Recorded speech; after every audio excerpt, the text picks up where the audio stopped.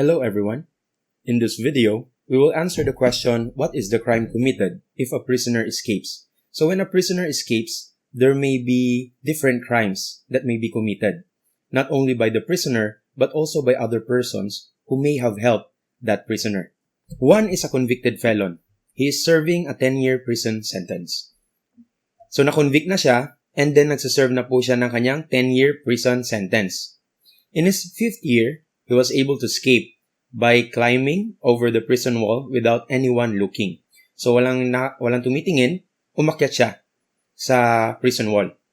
And then nakatakas siya. So what is the crime committed by Juan, the prisoner? The crime he committed falls under Article 157, evasion of service of sentence. So yan po yung legal term under the Revised Penal Code. Evasion of service of sentence. That's the crime committed by the prisoner. So if you look at this word, convict, naka-blue po siya, convict lang po ang pwedeng makakommit ng crime under Article 157. So attorney, what do you mean by convict? It means that he was or she was already convicted by final judgment. Ibig sabihin, natapos na po yung kaso sa kanya. Okay, take note again, dapat convict po siya. Kung na-detain lang siya dahil tumatakbo pa yung kaso niya or nag-appeal siya within 15 days, inapila niya pa, wala pang final and executory judgment, hindi po siya convict. Detention prisoner pa lang siya. Ano pong importance niyan, significance niyan? Kapag tumakas po siya, hindi po siya magiging liable under Article 157. Okay? Don't forget that. Only a convict can be held criminally liable under Article 157. Kapag tumakas po ang isang detention prisoner, which means tumatakbo pa yung kaso niya, either in the trial court or before the appellate court, hindi pa po siya convict noon. Wala pang final judgment, final and executory judgment. Hindi pa po siya pwedeng maging liable under Article 157. So let's proceed to scenario number 2. Juan is a convicted felon. Kaya nga po ang ginagamit dito na term natin is convicted felon. Convicted na po siya. Juan is a convicted felon. He is serving a sentence of destierro, in which he was prohibited from entering a radius of 25 kilometers from Davao City for a period of 4 years. So sa sentence niya, hindi siya pwedeng pumasok sa Davao City. Hindi siya pwedeng pumasok ng within a radius of 25 kilometers from Davao City. Yan po ang penalty ng destierro niya. In his 2nd year, he went to Davao City, so pumasok siya. Ginawa niya yung ipinagbabawal sa kanya para lang kumain ng durian.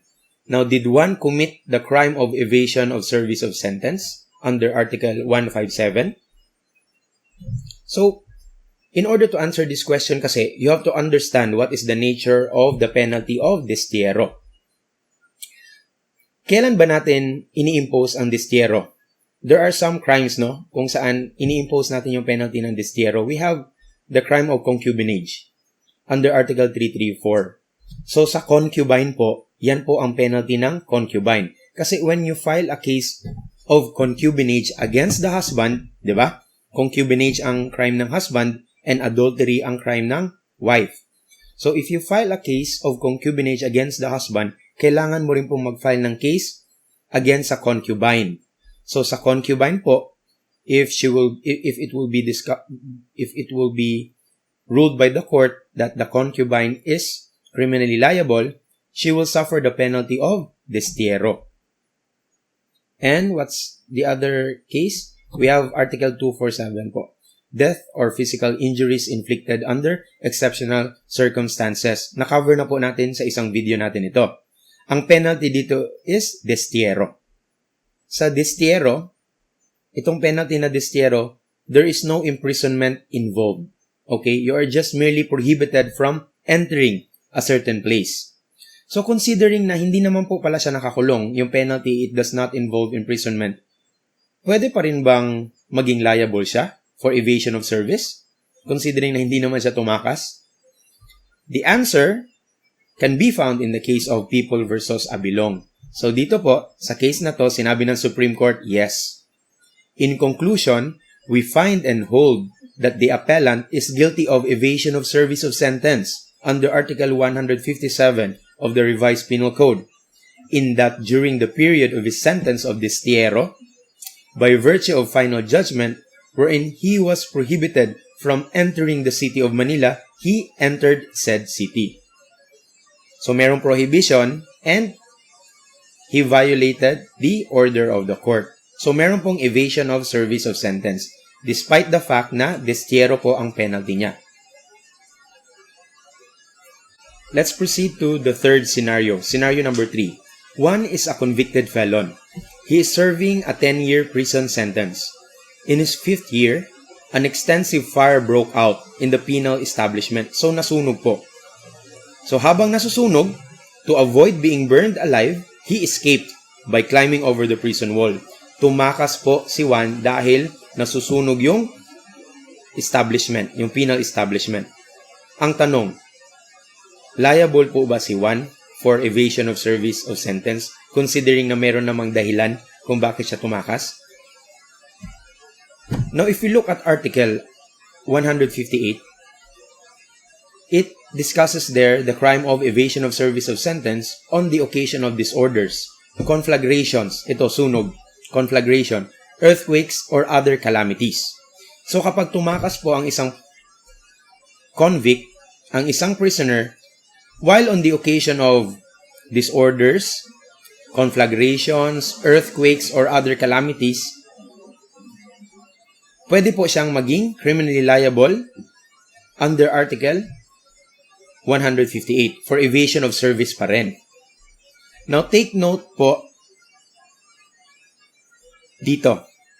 Convicts who, still under Article 158, convicts who, under the circumstances mentioned in the preceding paragraph, shall give themselves up to the authorities within the above-mentioned period of 48 hours, shall be entitled to the deduction provided in Article 98. So, ganito po yan. Kapag tumakas si Juan, dahil para mailigtas po ang kanyang sarili, to save himself from the natural calamities or like the conflagration, and then after ng natural calamity na yon, may proclamation ng president na tapos na yung calamity na yon, within 48 hours po from that proclamation, kailangang mag-surrender si Juan. Kailangang bumalik si Juan sa penal establishment. Kapag bumalik po siya within 48 hours, magiging liable pa rin ba siya under evasion of service? Yes po, liable pa rin siya. Pero, Juan shall be entitled to the deduction provided in Article 98 of the Revised Penal Code. So, parang merong reward. So, if you look at Article 98, nakalagay po dito, di ba? Article 58 of this code. If he gives himself to the authorities within 48 hours, following the issuance of a proclamation announcing the passing away of the calamity or catastrophe referred to in the said paragraph, a deduction of 1/5 of the period of his sentence shall be granted to that prisoner. So, yan po ang reward niya. 1/5 of the period of his sentence. Now, if we go back to Article 158, nakalagay po dito, ang penalty niya, kapag nag-evade siya ng service, kapag tumakas siya during the occasion of disorder, conflagration, earthquake, or other calamities, ang penalty niya po is mag-increase. An increase of 1/5 of the time still remaining to be served under the original sentence. So kapag tumakas po siya, mag-i-increase po. Which in no case shall exceed 6 months. Yung increase naman po nyon, hindi po pwedeng lumampas ng 6 months. So yan po yung maximum na increase kapag tumakas siya. Bakit 6 months lang? Kasi nga po, merong disorder, merong conflagration, merong earthquake or other calamities, kaya tumakas siya. Ito po if he shall fail to give himself up to the authorities within 48 hours. So kapag hindi siya nag-surrender within 48 hours, following the issuance of the proclamation, hindi po siya nag-surrender, then merong increase. Diba? Pero dito sa isa, kapag nag-surrender naman siya within 48 hours, from the proclamation, merong deduction. So, meron pong reward. Let's proceed to scenario number 4. Juan is a convicted felon. He is serving a 10-year prison sentence. After serving 6 years, he was granted a conditional pardon by the President. What is the crime committed if 1 violates the terms of the pardon and it is revoked? The pardon is revoked. Masasabi pa rin ba natin na nag-evade si 1 ng sentence niya? Kung nandoon na siya sa labas, and then kasi binigyan siya ng conditional pardon, and then na-violate niya yung terms ng conditional pardon. Is it still considered as an evasion of service? Now, para po ma-refresh tayo, let us first discuss what is conditional pardon. Now, if we look at Article 7, 1987 of the Constitution of the Philippines, under Section 19, ito po, except in cases of impeachment or as otherwise provided in the Constitution, the President, ang Presidente po natin, may grant pardon. So, ang President po natin ang nag-grant ng pardon. And if you look at Article 94 of the Revised Penal Code, kung ma-remember ninyo, yung book 1 ninyo, di ba, conditional pardon, the ground that can partially extinguish criminal liability. So, this refers to partial extinction of criminal liability. So, nagsiserve ka ng sentence mo, nag-apply ka for conditional pardon, so, laya ka na ngayon. But, you are strictly governed by the terms of the conditional pardon. So, in this scenario number 4, what if 1 who was granted a conditional pardon violated the terms of the conditional pardon? Now, if we look at Article 159 of the Revised Penal Code, other cases of evasion of service of sentence, this shall be imposed upon the convict. Take note po ha, convict again, who, having been granted conditional pardon by the Chief Executive, and who is the Chief Executive? Our President, shall violate any of the conditions of such pardon. So if you violate the condition of the pardon, you will be criminally liable for evasion of service of sentence.